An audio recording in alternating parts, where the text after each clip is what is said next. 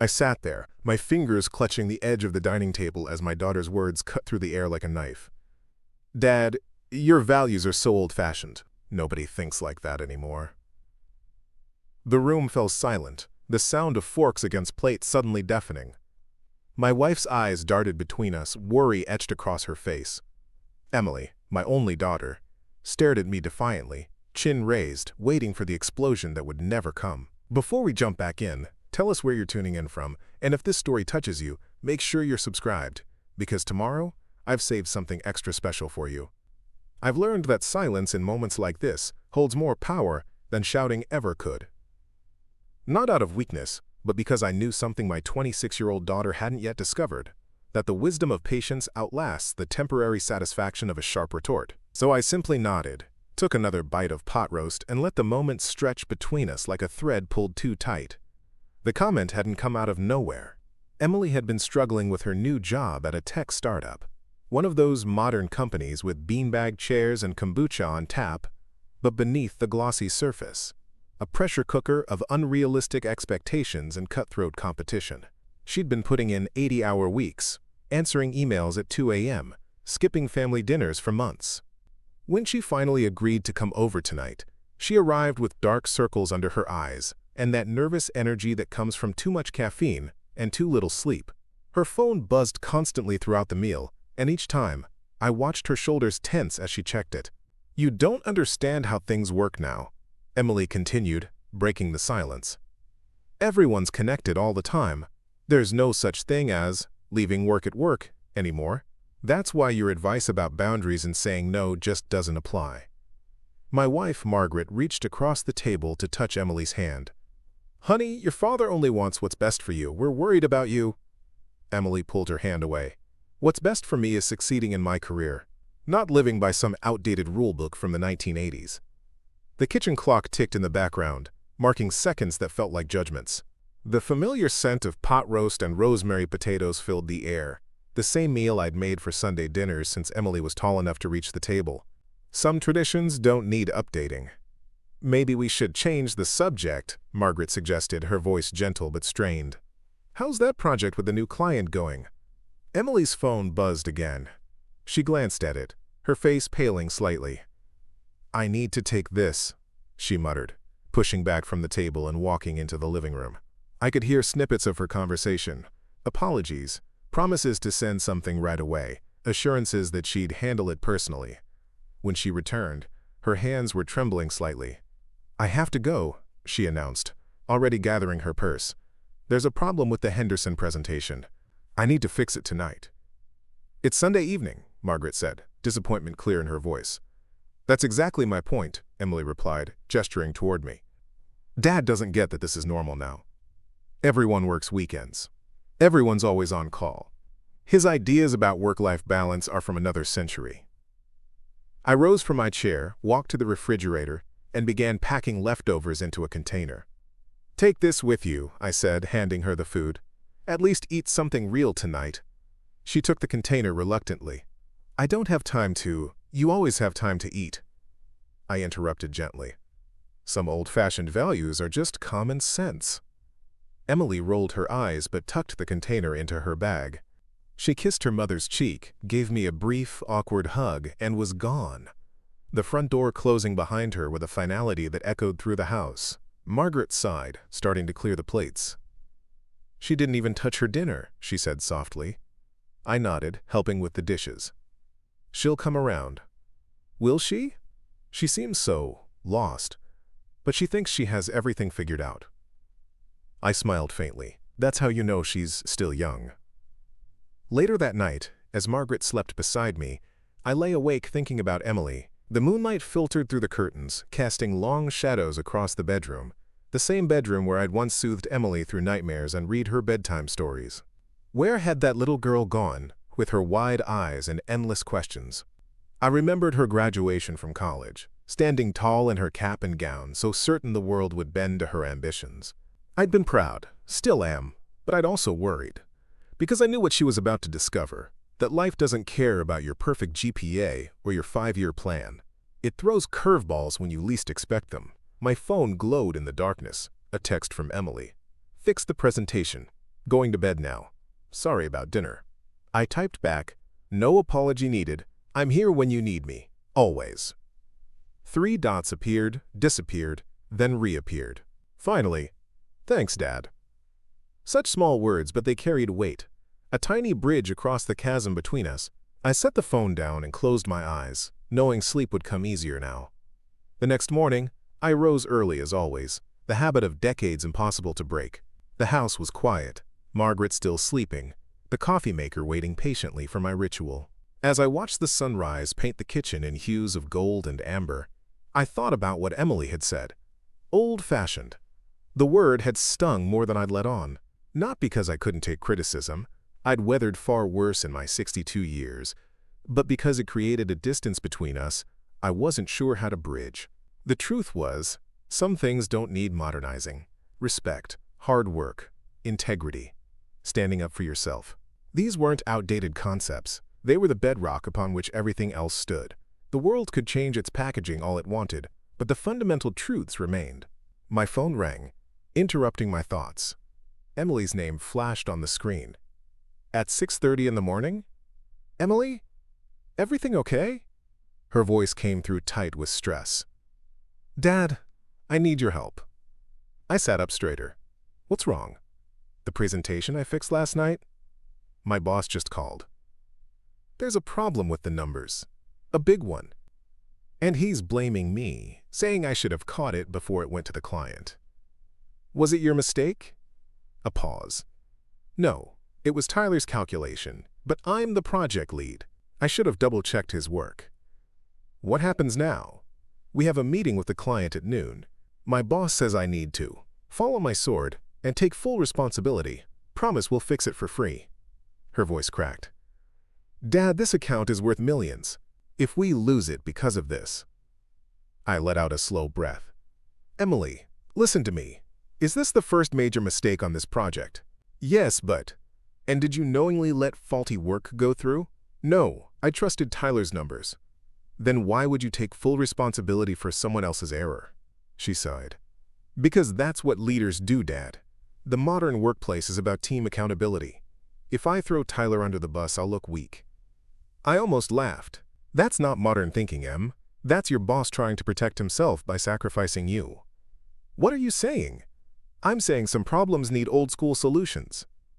Tell me exactly what happened. For the next 20 minutes, Emily walked me through the situation. The calculation error wasn't obvious. It involved an obscure regulatory factor that most people wouldn't catch. Tyler had done the initial work, but there'd been a last-minute rush when the client moved up the deadline. Everyone had been scrambling, working through the weekend. Okay, I said when she finished. Here's what you're going to do. First, fix the calculation, properly this time. Second, prepare a brief explanation of what happened that doesn't place blame, but acknowledges the oversight. Third, and most importantly, go into that meeting with a solution that gives the client more value than they're losing from the delay. More value? How? What does this client care about most? She thought for a moment. Time to market. They're racing against a competitor. Then find a way to accelerate another part of the project. Give them something that makes this hiccup seem minor in comparison. Dad, it doesn't work that way. We can't just... Emily, I interrupted gently. When I was building my construction company, we once poured the foundation for an office building with the wrong cement mix. Could have been a disaster. Instead of hiding it, I called the client immediately, explained what happened, and offered to not only redo it correctly, but also to expedite the framing stage by bringing in extra crews at our expense. Know what happened? They fired you? They gave us 3 more buildings to construct the following year. Said they'd never had a contractor who was so honest about a mistake, and so proactive about making it right. Silence on the other end. Then, this isn't construction, Dad.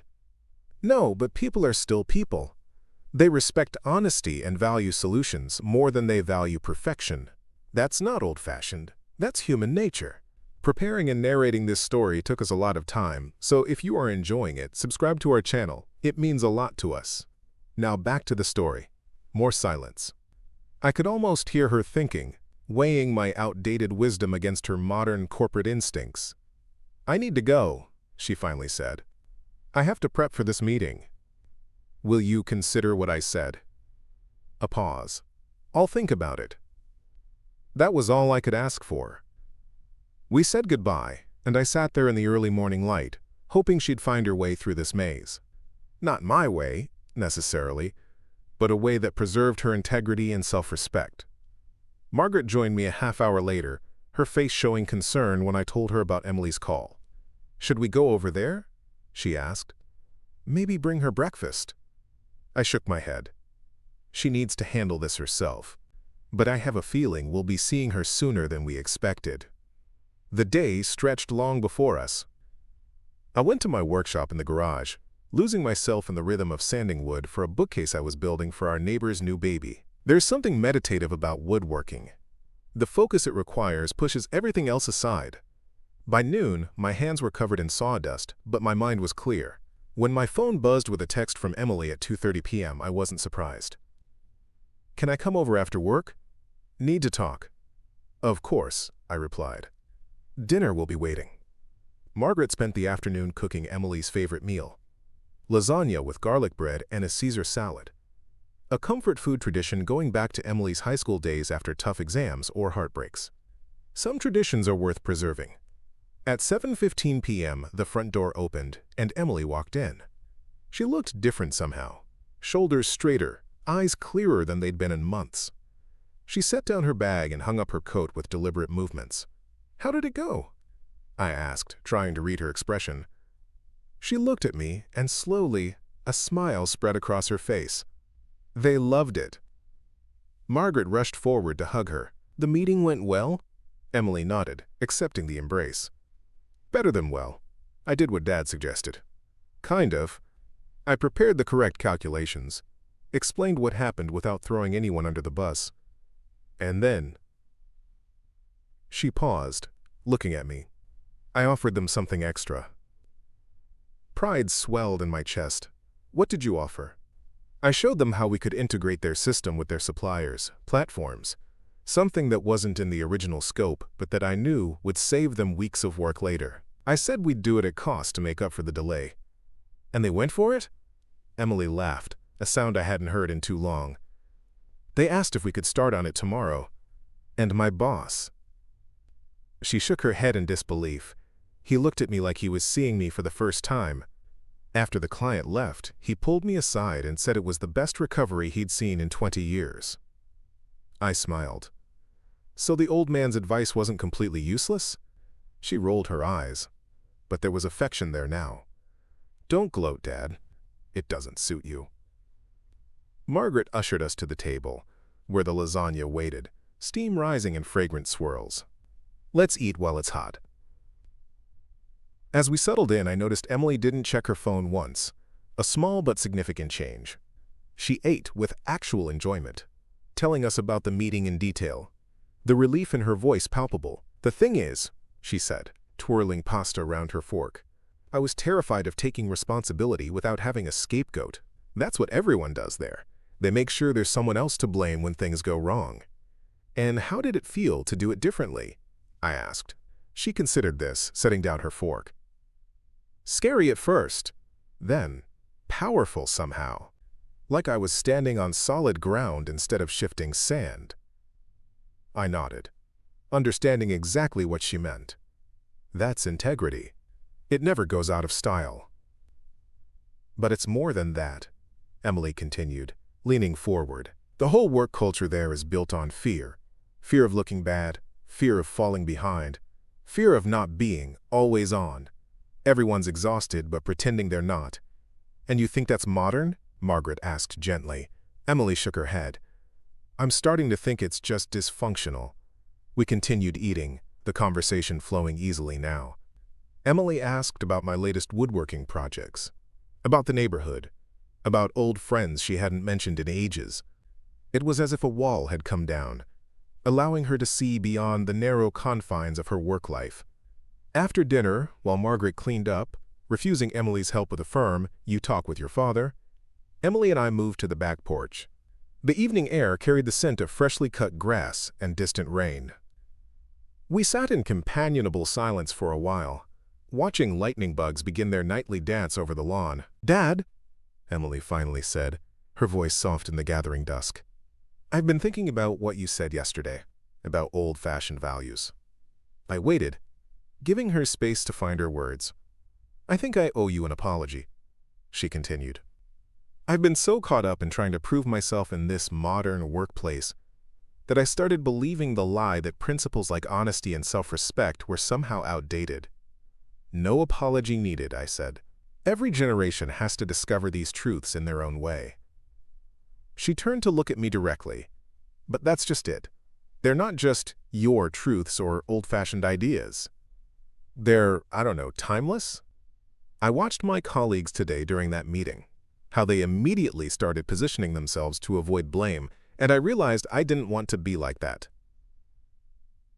I nodded, letting her continue.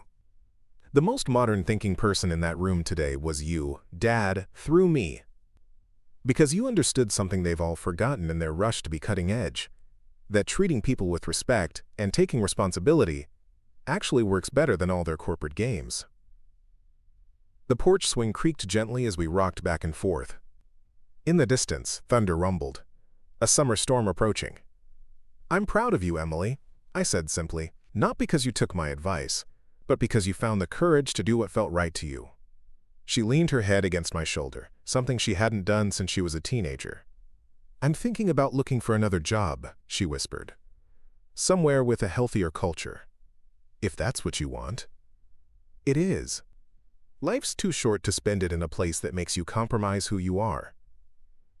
We sat there as the first raindrops began to fall, creating a gentle percussion on the roof above us. There was more to say, more for Emily to figure out, but for now, this moment of understanding was enough. Sometimes the old ways are best not because they're old, but because they're true. Emily was beginning to see that now. And as for me, I was learning that my role wasn't to force her to accept my wisdom, but to be there, steady and patient, as she discovered her own path forward. The rain fell harder now, and we moved inside, closing the door against the storm. But something had opened between us, a bridge across the generations, built on the sturdy foundations of values that never really go out of style, no matter what you call them. The morning after our porch conversation, Emily called me from her car. Dad, she said without preamble, I have a proposition for you. I chuckled, cradling the phone against my shoulder as I measured a board for the bookcase. I'm listening. Take the day off tomorrow and come to my office. The request caught me off guard. In all the years she'd worked at Horizon Tech, she'd never invited me to see her workplace. Your office? What brought this on? Yesterday's meeting changed something, she explained, her voice animated in a way I hadn't heard in months. After you helped me navigate that crisis, I realized I want your perspective on other aspects of my work life. Not just the crisis moments, but the everyday stuff too. I set down my pencil. Are you sure? Yesterday you thought my ideas were outdated. That's exactly why I need you there, she said, and I could hear the smile in her voice. I need someone who sees things differently. Someone whose values don't shift with every new management trend. What would I do there? Shadow you for the day? Basically, yes. Observe our team dynamics, sit in on a few meetings, give me your unfiltered thoughts afterward. Think of it as consultancy work. I laughed at that. Consulting on what? Old-fashioned values? On human nature, she replied simply. That doesn't change, does it? No matter how many apps or algorithms we create. No, I agreed, it doesn't. So that's how I found myself walking through the sleek glass doors of Horizon Tech the following morning, visitor badge clipped to my button-down shirt. Emily met me in the lobby, dressed in what I assumed was standard tech industry attire. Dark jeans, a blazer over a simple blouse, minimalist sneakers that probably cost more than my first car. Welcome to the 21st century, Dad, she said, hugging me briefly before leading me through a security checkpoint. The office was exactly as I'd imagined from Emily's descriptions. Open concept, with clusters of desks rather than cubicles, colorful furniture that looked more suited to a college lounge than a workplace, and walls covered with motivational phrases in artistic typography. Healthy-looking young people moved purposefully through the space, most with wireless earbuds in place, creating a strangely silent bustle. This is where I sit, Emily said, gesturing to a desk in a corner with a view of the city skyline. Unlike many of her colleagues' workspaces, hers was orderly, with a notepad and pen beside her laptop, a small plant, and a framed photo of our family from her college graduation. "Nice view," I commented, taking it all in. "It's the one perk of being a project lead," she replied. "Now, we have a team check-in at 9:30. Before that, I'd like to introduce you to a few people." As we walked the floor, Emily explained the company's structure, the various teams, the projects they were working on. I nodded along, understanding perhaps half of the technical terminology, but getting a clear sense of the social dynamics. Everyone was friendly to my face, but I caught curious glances, whispered comments when they thought I wasn't looking. The old guy in their sanctum of youth and innovation, Tyler, the colleague whose calculation error had nearly derailed the client meeting, greeted me with particular warmth. "Emily told us how you helped with the Henderson situation," he said, shaking my hand vigorously. "That was brilliant." "Emily did the hard part," I replied, noticing how she straightened slightly at the praise. Still, Tyler insisted, that approach, taking responsibility while offering additional value, it was so refreshing. Most people here would have just pointed fingers. Emily glanced at her watch. "We should head to the meeting room. The check-in starts soon." As we walked away, I leaned closer to her. "He seems genuinely appreciative." She nodded. "Tyler's one of the good ones. Talented, humble, but he's only been here 8 months, so he hasn't been fully indoctrinated into the culture yet." The team meeting was an education in modern workplace dynamics. About 15 people gathered in a glass-walled room, most balancing laptops on their knees while perching on modular furniture. Emily's boss, a man named Michael who looked no older than 35, led the session with a rapid-fire energy that bordered on manic. "Okay, team, quick updates only. We've got the Nakamura pitch at 11, and I need everyone laser-focused. Tyler, where are we with the back-end integration?" Tyler spoke confidently about progress made, obstacles overcome. Michael nodded impatiently, already looking toward the next person before Tyler finished speaking. Around the room it went, each team member delivering carefully crafted statements that emphasized success and minimized challenges. When someone named Jamie mentioned a potential delay in their timeline, Michael's response was immediate and cutting. "That's not acceptable. Find a way to make it work or find someone who can." Jamie's face fell, but they quickly nodded. "Of course, I'll reprioritize." I glanced at Emily, who caught my look and gave a slight shrug that seemed to say, "See what I mean?" When it was Emily's turn, she spoke with a calm assurance that stood out against the nervous energy permeating the room. "The Henderson fix is implemented and working well. We've started on the supplier integration we promised them, and initial tests are positive. I've also identified a potential issue with the security protocol that we should address before the next release." Michael frowned. "What kind of issue?" "It's detailed in the report I sent you this morning," Emily replied. "The short version is that our current approach might leave user data vulnerable during specific transactions." "Why is this the first I'm hearing about it?" "Because I only confirmed it yesterday evening," she said evenly. "I wanted to verify before raising an alarm." Michael seemed unsure how to respond to her directness. He paused, then nodded. "Send me the details after the meeting. Let's discuss it one-on-one." As the meeting continued, I observed the subtle power dynamics, the unspoken hierarchies, the way information was carefully packaged and presented. It reminded me of politics more than productivity. Afterward, as we walked back to her desk, Emily asked, "Well, what did you think?" "Reminds me of the Emperor's new clothes," I said quietly. She laughed. "How so?" "Everyone's pretending they can see the magnificent garments. The success, the seamless progress, the perfect execution. No one wants to be the one to point out what's really happening." Emily nodded thoughtfully. "And what is really happening in your view?" "Fear," I said simply. "Every person in that room is terrified of appearing less than perfect. Even your boss. Especially my boss." Emily corrected. "Michael's under enormous pressure from the executive team." We reached her desk and she gestured for me to take the chair she rolled over from a nearby empty workstation. "But isn't that just how modern workplaces operate?" she asked. "High expectations, high pressure, high rewards?" "High turnover too, I'd imagine," I replied. She smiled ruefully. The average tenure here is less than 2 years. And how long have you been here? 3 years, 2 months, she said, one of the veterans. At 26, I mused. What does that tell you? Before she could answer, her computer chimed with a notification. That's Michael. He wants to meet about the security issue now, not later. She stood, smoothing her blazer. Want to come? Are you sure that's appropriate? I told him you'd be shadowing me today. He said it was fine as long as you signed the NDA, which you did. Michael's office was the only traditional enclosed space I'd seen so far, a glass box at the corner of the floor with partial privacy screens covering the lower half of the walls. He looked up as we entered, his expression guarded. Emily. He nodded, then turned to me.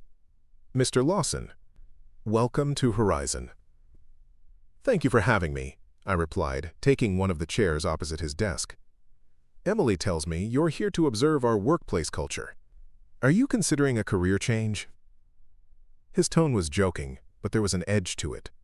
Just curious about where my daughter spends most of her waking hours, I said with a smile. Michael turned his attention to Emily. About this security issue. Your report is concerning. Why wasn't this caught in the initial security audit? Emily didn't flinch. Because we changed the transaction flow after the audit was complete. The team was under pressure to deliver early, remember? We cut some corners. Michael's jaw tightened. That's not how I'd characterize it. It's accurate, though, Emily replied calmly. We made a strategic decision to move faster. Now we're seeing one of the consequences. I watched this exchange with quiet admiration. The Emily sitting beside me was different from the exhausted, defensive young woman who had sat at our dining table just 2 days ago. Her voice was steady, her posture relaxed but alert. Michael leaned back in his chair. What's your proposed solution? We need to pause the Nakamura integration until this is fixed. It would be irresponsible to build on a flawed foundation. His eyes widened. Pause? Emily, we can't pause. The executive team expects a demo next week. Then we need to be transparent about the risks and get their buy-in on a revised timeline. Michael shook his head. That's not happening. Find a workaround. Something temporary that gets us through the demo. Emily took a deep breath. I could see her weighing her words carefully. I understand the pressure, Michael, but putting a Band-Aid on this could create bigger problems down the line, the kind that make headlines when customer data gets compromised. The room fell silent. Michael stared at Emily, then glanced at me, as if suddenly remembering I was there. I kept my expression neutral, though inside I was bursting with paternal pride. Finally, Michael sighed. Document the risks officially. We'll present them alongside the demo plans. But I need you to find that temporary solution too, just in case they decide to proceed anyway. Fair enough, Emily conceded. I'll have both ready by end of day tomorrow. As we left his office, I noticed a subtle change in the way Emily carried herself. Shoulders back, chin up, steps measured and deliberate. The confidence of someone who had stood their ground. That was well handled, I said once we were out of earshot. I was terrified, she admitted, but I kept thinking about what you said yesterday about integrity. About standing on solid ground. We spent the rest of the morning observing the Nakamura pitch preparation, with Emily occasionally pulling me aside to explain context or technical details. I was impressed by the innovation and creativity flowing through the team, even as I noted the undercurrent of anxiety that seemed to permeate every interaction. At lunch, Emily took me to a small cafe a few blocks from the office. Once we were seated with our sandwiches, she leaned forward eagerly. So? What's your diagnosis of our workplace culture, Dr. Dad? I smiled at the nickname she hadn't used since high school. You want my honest impression? That's why you're here. I considered my words carefully. It's like watching a group of extremely talented athletes run a marathon at sprint pace. Impressive in the moment, but unsustainable. Emily nodded slowly. That's actually a perfect analogy. The thing is, I continued, marathons aren't won by the person who starts fastest. They're won by the one who paces themselves. who conserves energy for the long haul, who knows when to push and when to steady. Quote, "But that's the problem, isn't it?" Emily countered. "Tech isn't a marathon. It's a series of sprints. If we don't move fast, our competitors will outpace us." "Maybe," I conceded. "But the human beings doing the sprinting still have the same limitations they've always had. Bodies that need rest, minds that need space, hearts that need purpose beyond the next deadline." Emily was quiet for a moment, absently stirring her iced tea. "What would you do differently if you were running a company like Horizon?" "I'd prioritize sustainability over speed," I said without hesitation. "I'd create a culture where people felt safe enough to admit mistakes early, where rest was valued as much as productivity, where the measure of success included how people felt about their work, not just what they produced." "That sounds," she hesitated, "almost revolutionary in today's business environment." "Old-fashioned values," I said with a wink. "Maybe they're due for a comeback." She laughed, but there was a thoughtfulness behind it. "You know what's ironic? Our company mission statement talks about sustainable innovation and human-centered technology. But internally, we treat humans like machines. The greatest gap in any organization, I observed, is the one between what they say they value and what they actually reward." Emily's phone buzzed with a notification. She glanced at it, then quickly set it face down on the table. "We should head back. There's a design review at 1:30 I thought you might find interesting." As we walked back to the office, Emily linked her arm through mine, a spontaneous gesture of affection she hadn't shown in years. "Thanks for doing this, Dad. For seeing my world without judgment." "I didn't say I wasn't judging," I teased gently. She bumped my shoulder with hers. "Judging with compassion, then." The afternoon passed quickly. I sat in on the design review, where the team's creativity was evident, but so was the tension between innovation and timelines. I watched Emily navigate complicated interpersonal dynamics with a newfound grace, neither bulldozing through opposition nor capitulating to pressure. By 5 o'clock, when most teams were still deeply engaged in work with no signs of winding down, Emily surprised me by shutting her laptop decisively. "I'm done for the day," she announced, loud enough for nearby colleagues to hear. Tyler looked up, eyebrows raised. "But the security fix will be better addressed with a fresh mind tomorrow." Emily finished for him. "The documentation is complete. The solution can wait 12 hours. She stood, gathering her things, and I followed suit. As we walked toward the elevator, I noticed several people watching us go, expressions ranging from envy to disapproval. "That was a statement," I noted as the elevator doors closed behind us. Emily nodded. "A small one, but important." Outside, the late afternoon sun cast long shadows across the plaza in front of the building. Emily took a deep breath, as if tasting freedom. "What did you think of my workplace?" she asked as we walked toward the parking garage. "It's impressive," I said honestly. "The talent, the innovation, the energy, it's all remarkable. But it's missing something essential, something that all that talent and innovation can't compensate for." "What's that?" I stopped walking, turning to face her directly. "Wisdom. The kind that comes from valuing the human experience over technological achievement. The kind that recognizes that how you do something matters as much as what you accomplish." Emily held my gaze, her expression softening. The kind of wisdom I dismissed as old-fashioned. "The very same." She nodded slowly, then surprised me by pulling me into a tight hug. "Thank you for today," she whispered against my shoulder. "For seeing me in my world." "Always," I replied, my throat suddenly tight with emotion. "That's what dads do." As we separated, Emily's phone rang. She glanced at it, then back at me, hesitating. "Go ahead," I encouraged. "I know you need to take it." She shook her head and silenced the call. "No, it can wait. Right now I'm having dinner with my dad. Work will still be there tomorrow." And as we walked away from the gleaming glass tower toward my old pickup truck, I thought about bridges. Not just the one we were rebuilding between generations, but the one Emily was constructing between worlds. Between the relentless pace of modern technology and the timeless wisdom of human connection. Between ambition and sustainability. Some bridges are worth building slowly, carefully, with materials that endure. After today, I was more confident than ever that Emily was finding her way to that understanding. In her own time, in her own way, but with foundations solid enough to last. 3 weeks after my visit to Horizon Tech, Emily invited me to meet her at Westview Park, a sprawling green space in the city center that we used to visit when she was young. As I walked along the familiar path, memories surfaced of teaching Emily to ride her bike, of flying kites on windy spring days, of ice cream cones melting faster than little hands could manage to eat them. I found her sitting on a bench overlooking the duck pond, her work clothes exchanged for jeans and a simple sweater, hair pulled back in a casual ponytail. She looked younger somehow, more like the daughter I remembered from before the corporate world claimed her.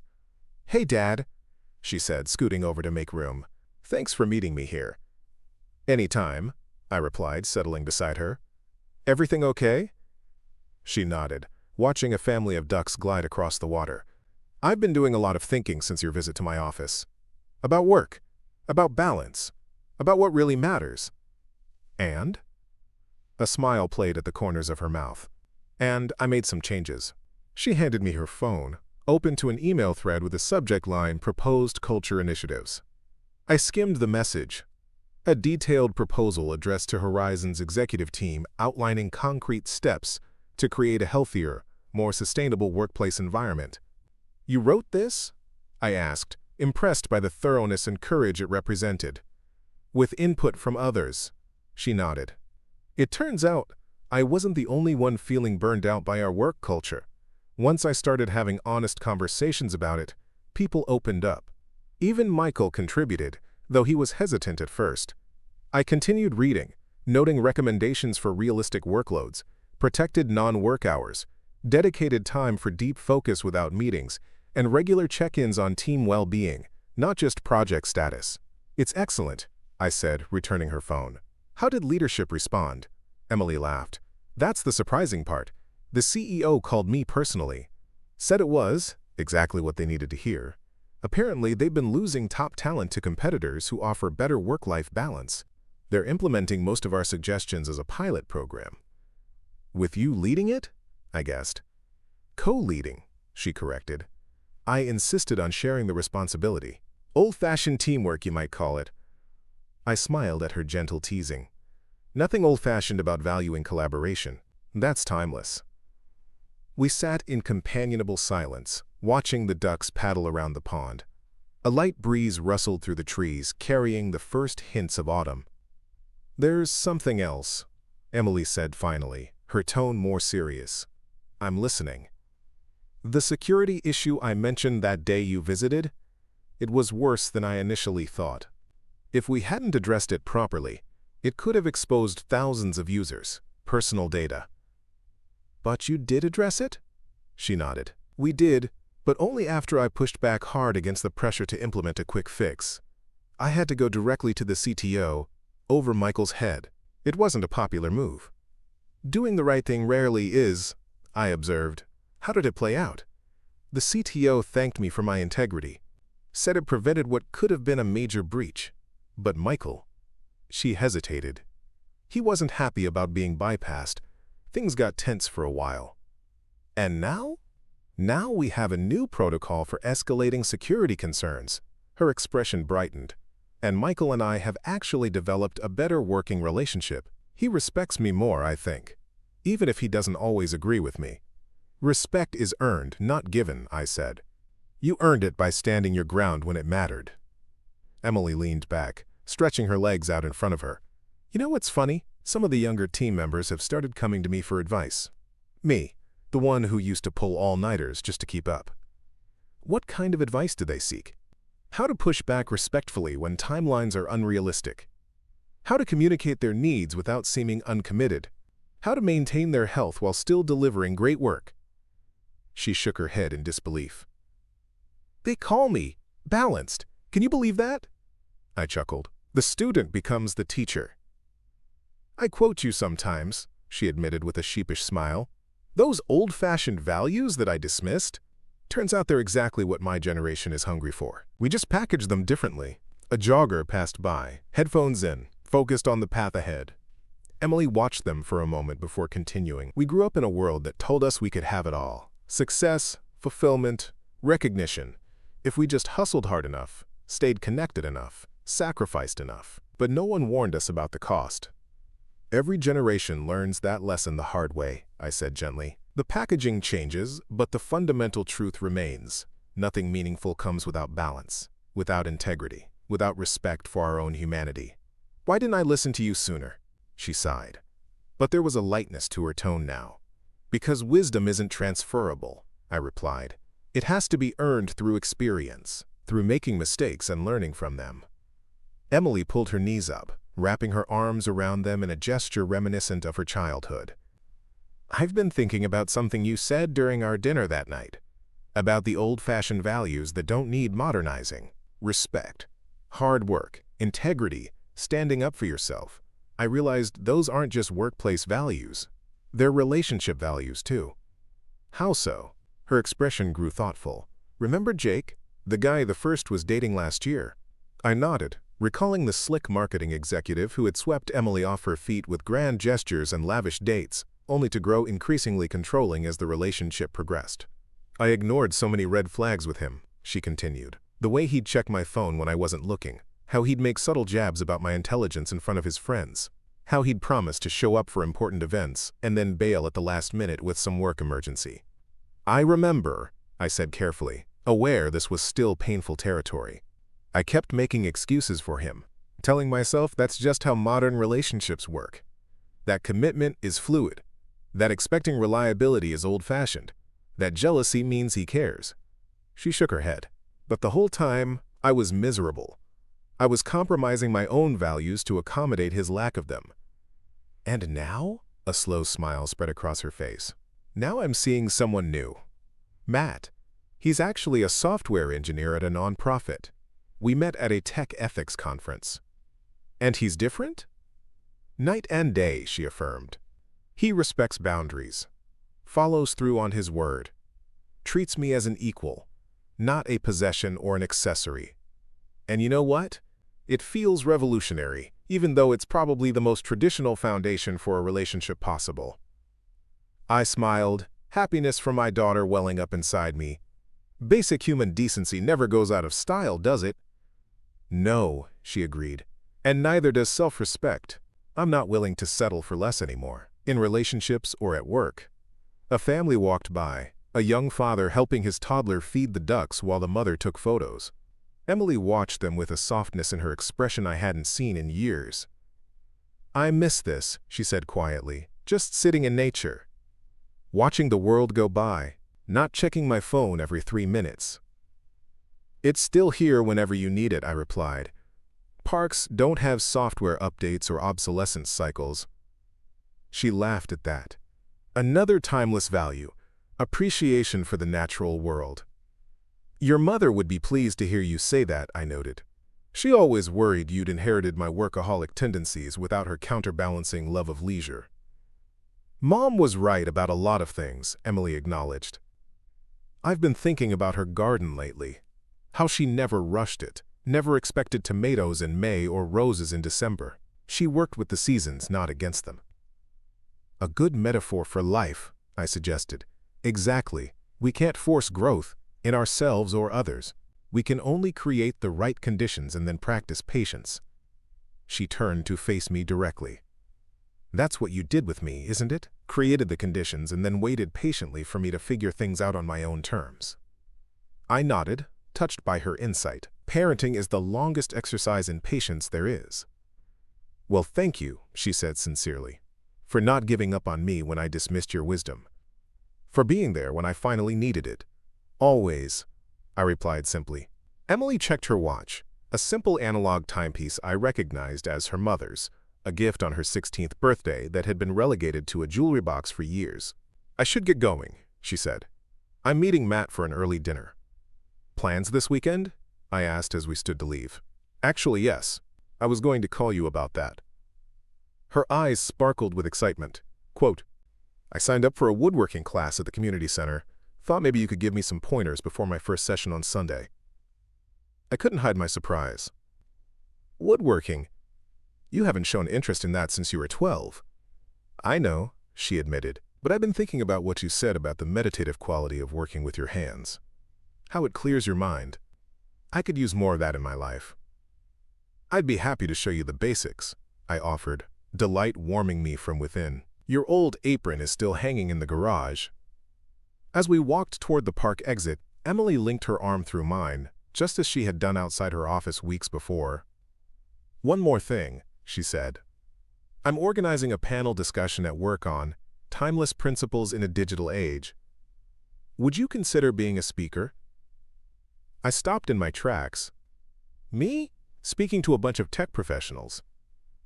"Who better?" she countered. "You've been right about so many things that my industry is just beginning to rediscover. The importance of boundaries, the value of craftsmanship over speed, the human need for rest and connection. They might find me hopelessly outdated," I warned. Emily shook her head firmly. "That's just it, Dad. Your values aren't outdated. They're evergreen. And we need them now more than ever." Later that evening, as I worked in my garage workshop, planing a piece of cherry wood for a jewelry box I was building Emily for Christmas, I reflected on our conversation. The sweet scent of wood shavings filled the air, and the rhythmic movement of the hand plane connected me to craftsmen across centuries who had performed this same action, seeking the same satisfaction in creation. My phone buzzed with a text from Emily. "Dinner was great. Matt says hi. He wants to see your workshop sometime. He's interested in learning traditional crafts too." I smiled, setting down my tools to reply. "Anytime." Traditional skills have a way of becoming relevant again, just when people think they're obsolete. Her response came quickly. "Like traditional values." Winking face. That simple message contained worlds of meaning. An acknowledgement of our journey. A bridge between generations. A recognition that what is truly valuable never really becomes outdated. Only temporarily forgotten until necessity brings it back to the surface. I picked up the plane again, feeling the satisfying resistance as it shaved another thin curl of wood from the surface. Some lessons can only be learned through experience, through trial and error, through making mistakes and finding the wisdom to correct course. Emily had learned that lesson, not because I had insisted, but because she had discovered the truth of it for herself. The jewelry box would take many more hours of careful work before it was ready. The wood needed respect, patience, attention to its unique grain and character. You couldn't rush craftsmanship, not if you wanted something that would last.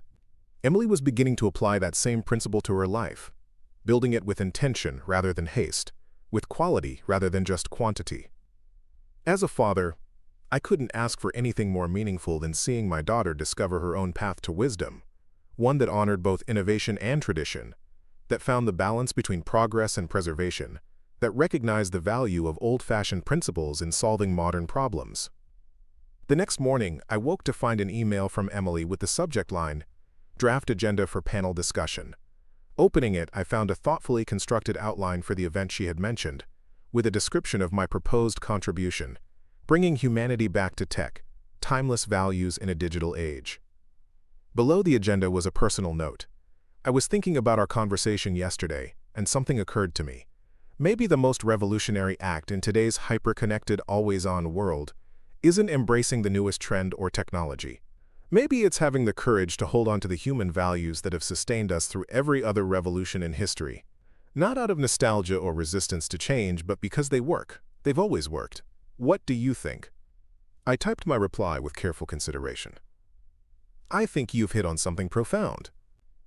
True innovation isn't about discarding everything that came before, but about building on the foundations that have proven solid. The most forward-thinking people I've known have always had a deep appreciation for the wisdom of the past. They don't worship it blindly, but they don't dismiss it arrogantly either.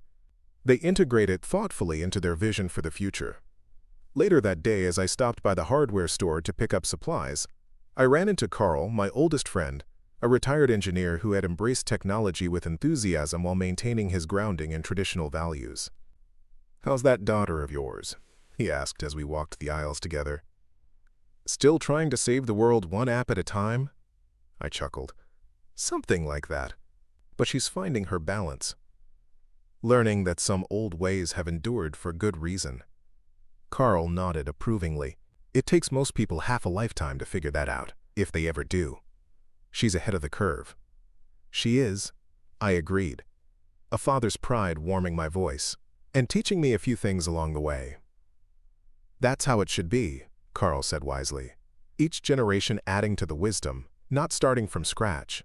The problems change, but the principles for solving them, those have deep roots. As I drove home, Carl's words echoed in my mind. Emily and I had both been right in our own ways. She was correct that modern challenges required fresh approaches and innovative thinking. But I was right too, that under the surface of those new challenges lay the same fundamental human needs and truths that had always existed. The bridge we were building between our perspectives wasn't just for the two of us.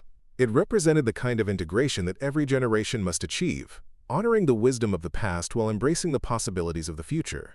Not either/or, but both/and. That evening, I called Emily to share some ideas for the panel discussion. As we talked, the conversation flowed easily, respectfully, each of us listening deeply to the other's perspective. There was no defensiveness, no dismissal of old-fashioned versus modern viewpoints, just the natural exchange of ideas between two people who valued both innovation and tradition. "You know what I'm realizing?" Emily said as our call wound down. "The very technology that I thought made your values obsolete is actually making them more necessary than ever. In a world of shallow connections and constant distraction, depth and presence become radical acts." "Exactly," I agreed. "The pendulum always swings back toward what humans essentially need, no matter how far technology takes us from it. We're still the same creatures underneath it all, longing for meaning, connection, integrity, purpose. Ancient problems, modern packaging," she summarized neatly. "And timeless solutions," I added, "dressed in contemporary clothes." As we said goodnight, I felt the satisfaction of witnessing something rare and precious, the moment when a parent and child move beyond the teacher-student dynamic into a relationship of mutual respect and learning. Emily wasn't simply adopting my values. She was integrating them with her own experience, creating something stronger and more resilient than either of our perspectives alone. The old-fashioned values I had tried to instill weren't chains holding her back, as she had once feared. They were roots giving her stability, allowing her to reach higher precisely because she was grounded in something deeper than the shifting trends of her industry. And in her embrace of those timeless principles, Emily was teaching me something equally valuable, that wisdom isn't static. It grows when tested against new challenges, when applied in contexts its originators could never have imagined. Each generation adds to its depth and breadth, not by discarding what came before, but by building upon it thoughtfully, respectfully, creatively. The modern world didn't need to reject old-fashioned values. It needed to rediscover their relevance, their power to solve even the most contemporary problems. And in that rediscovery, perhaps, lay the blueprint for a future that honored both innovation and tradition, a future where technology served humanity rather than the other way around. As I prepared for bed that night, I noticed Emily had sent one final text. "Thanks, Dad, for everything. Old-fashioned values saved my modern life." I smiled, typing back, "And your modern perspective keeps this old man's mind fresh." That's how wisdom grows, generation to generation, hand to hand, heart to heart. 6 months had passed since Emily and I had begun rebuilding our relationship on the foundation of mutual respect for both tradition and innovation. The panel discussion on timeless principles in a digital age had been a surprising success, drawing attendees not just from Horizon Tech, but from companies across the city's burgeoning tech sector. What had started as a one-time event had evolved into a monthly forum, where professionals from different generations shared perspectives on navigating the increasingly blurred boundaries between work and life in the digital era. Today, however, was about family, not forums. I stood in my kitchen, carefully arranging a tray of appetizers for the small gathering we were hosting, Emily and Matt's engagement celebration. The house hummed with familiar sounds. Margaret's gentle laughter as she chatted with Matt's parents in the living room, the clink of ice in glasses, the crackle of logs in the fireplace combating the December chill. Emily appeared in the doorway, her face flushed with happiness. "Need any help, Dad?" "I've got it under control," I assured her, adding a final garnish to the platter. "How are you feeling?" "Surprisingly calm," she replied, leaning against the counter. A few months ago, I'd have been checking my phone every 2 minutes, making sure nothing at work was exploding in my absence. I smiled, noting the absence of her phone. And now? Now I trust my team to handle things. We've built a culture where emergencies are rare because we prevent them through planning and communication. She picked up an olive, popped it into her mouth. Old-fashioned values, modern implementation. Sounds like a winning combination. She helped me carry the appetizers into the living room, where our small group of guests was engaged in animated conversation. Matt, a thoughtful man with kind eyes and an easy laugh, was showing Margaret something on his tablet, photos from their recent weekend trip to the mountains where he had proposed. "There it is," Matt was saying, pointing to a particular image. "The exact moment when the ring box got stuck in my pocket and I thought I'd ruined everything." Margaret laughed, but Emily says it was perfect. "It was," Emily confirmed, setting down the tray and joining them, "because it was real. Not some carefully choreographed social media moment, but a genuine human experience. Fumbling pockets and nervous laughter included." I caught Matt's father's eye across the room. A man about my age with silver at his temples and laugh lines etched deeply around his eyes. He gave me a knowing nod, the silent communication of fathers watching their children find their way.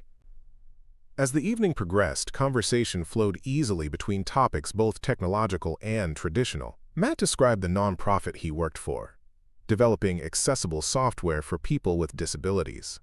His mother, a retired literature professor, discussed how digital archives had transformed research while lamenting the lost art of browsing physical library stacks. "There's something about serendipity," she said, "about finding the book you didn't know you needed because it happened to be shelved next to the one you were looking for. Algorithms don't quite replicate that." "Actually," Emily interjected, "that's one of the problems we're trying to solve with our newest recommendation engine. How to build in the element of surprise, of beneficial randomness. It turns out that perfect efficiency isn't always what humans really want or need." I watched my daughter with quiet pride as she bridged these worlds, speaking the language of algorithms and efficiency while honoring the human desire for discovery and delight. She had found her balance, not by rejecting either perspective, but by integrating them thoughtfully. After dinner, as Matt helped Margaret clear the dishes despite her protests, Emily pulled me aside. "Come see something," she said, leading me to the front porch. The night was clear, stars sharp against the velvet darkness. Emily pointed to a sleek electric car parked in our driveway. "What do you think?" "We picked it up yesterday." "Impressive." I nodded, admiring the vehicle's clean lines. "Quite a step up from your old sedan." "The technology is incredible," she enthused. "It practically drives itself, learns your habits, optimizes routes for energy efficiency." "Sounds very modern," I replied, a teasing note in my voice. She smiled, catching my tone. "But here's the part one thought you'd appreciate," she continued, opening the passenger door to reveal an interior finished in warm wood and hand-stitched leather. They've partnered with traditional craftspeople for the interior design. Each piece of wood is selected and finished by hand. The leather is tanned using methods that are centuries old. I ran my fingers across the grain of the wood dashboard, feeling the subtle texture that no machine could replicate. Beautiful workmanship. The company's philosophy is that technology should enhance human experience, not replace it, Emily explained. They believe the future lies in honoring traditional craftsmanship while embracing technological innovation. Sound familiar? I chuckled. It might ring a bell. She closed the car door and we stood side by side on the porch, looking up at the stars. "You know," she said quietly, "a year ago I would have bought whatever car had the most impressive tech specs without a second thought. I wouldn't have even noticed the craftsmanship, the human element. And now? Now I understand that the value isn't just in what something can do, but in how it makes you feel. In the care that went into creating it. In the connection to something larger than just the latest trend." She turned to face me. "That's what you've been trying to teach me all along, isn't it? That progress isn't about discarding the past, but about carrying forward what matters." I nodded slowly. Life is about discernment, figuring out what to keep and what to let go, what serves us and what diminishes us. That's the wisdom every generation has to discover for itself. We rejoined the others inside, where conversation had turned to wedding plans. Emily and Matt had decided on a small ceremony the following spring, blending traditional elements with their own contemporary touches.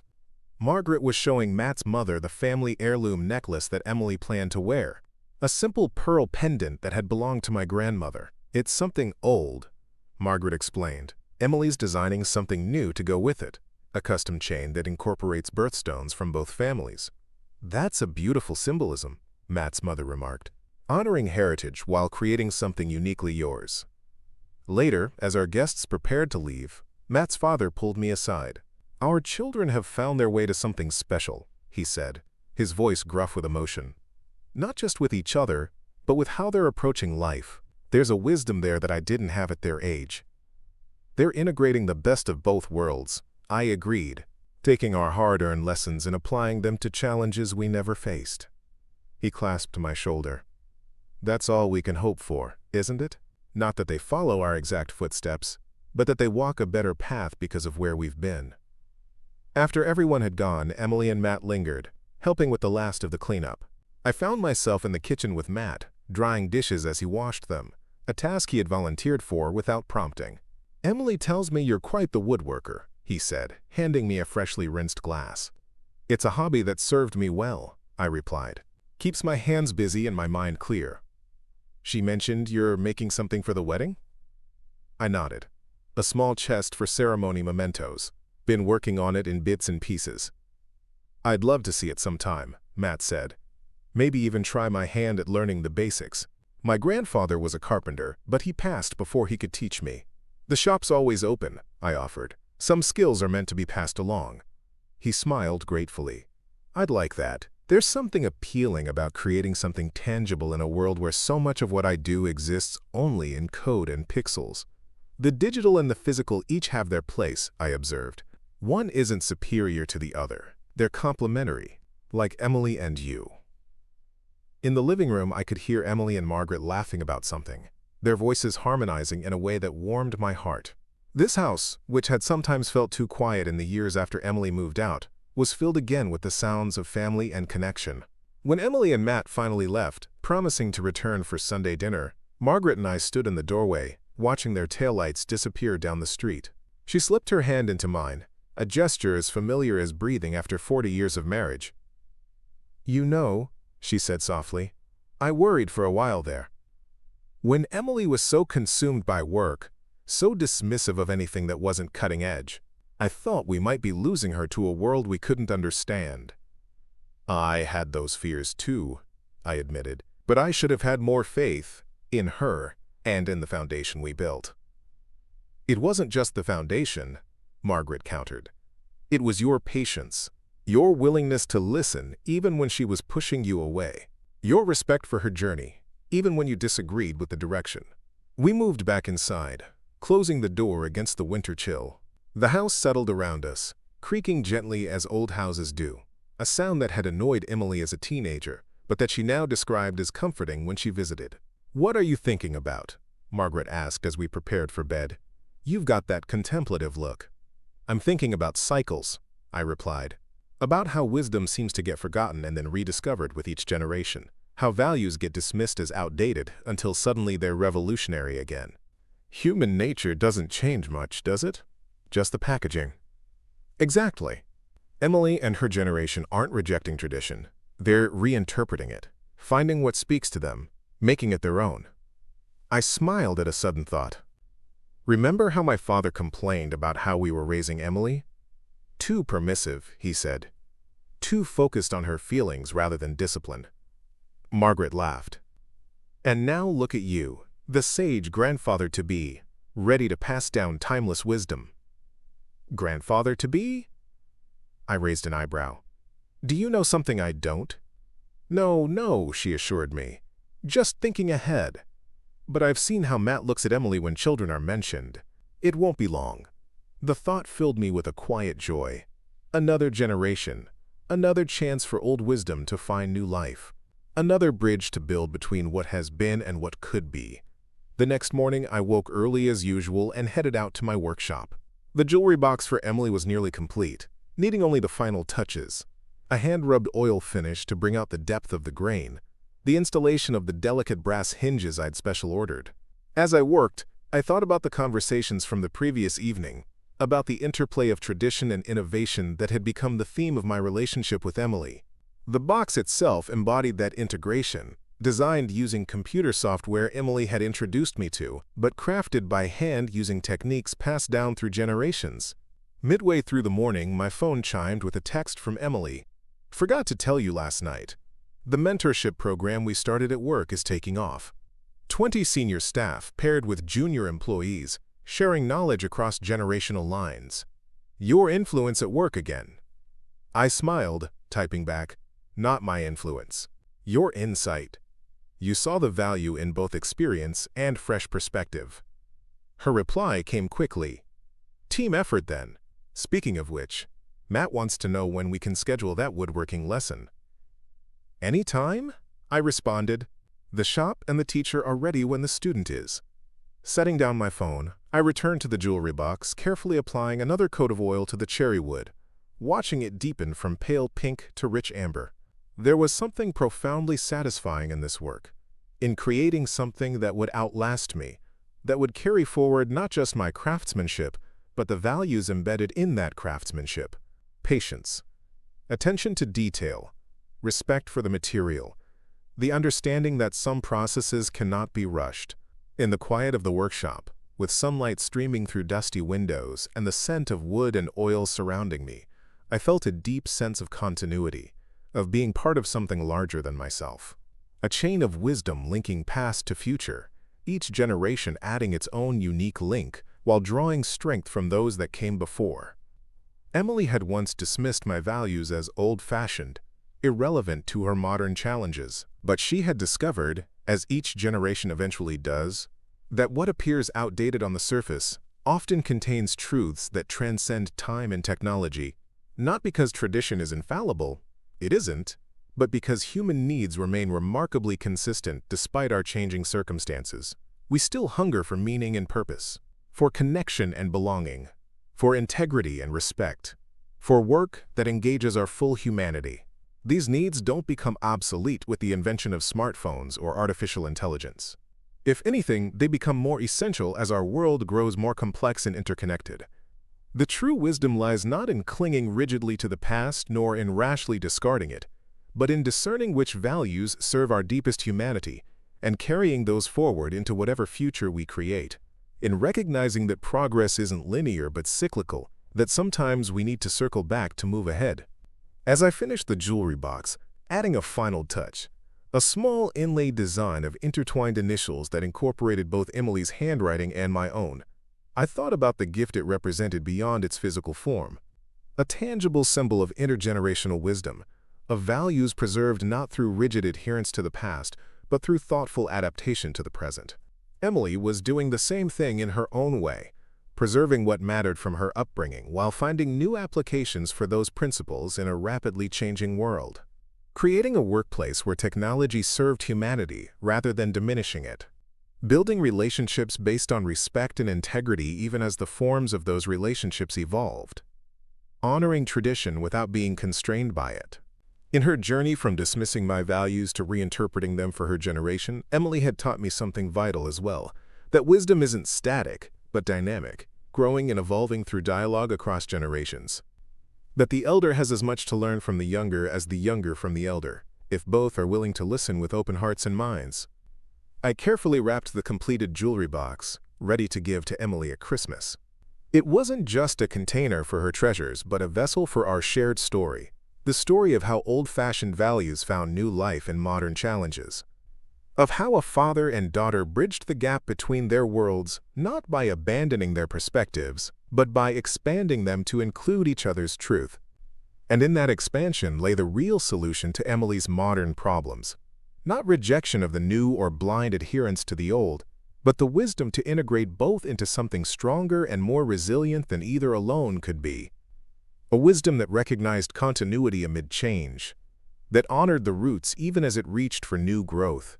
As I closed up the workshop and headed back to the house, I felt profound gratitude for this journey with Emily, for the conflict that had ultimately led to deeper understanding, for her courage in questioning and then reclaiming values she had once dismissed, for the bridge we had built together between generations.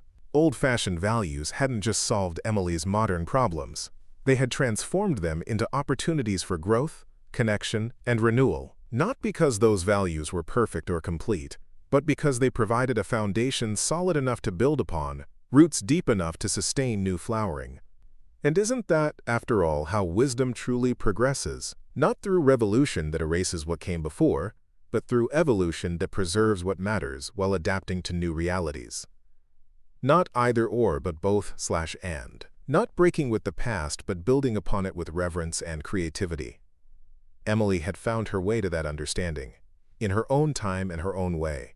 And in witnessing her journey, I had discovered new dimensions to my own wisdom, new applications for timeless principles in a rapidly changing world. Together, we had created something neither of us could have fashioned alone. A bridge strong enough to carry wisdom forward into whatever future awaited. Up next, you've got 2 more standout stories right on your screen. If this one hit the mark, you won't want to pass these up. Just click and check them out. And don't forget to subscribe and turn on the notification bell so you don't miss any upload from us.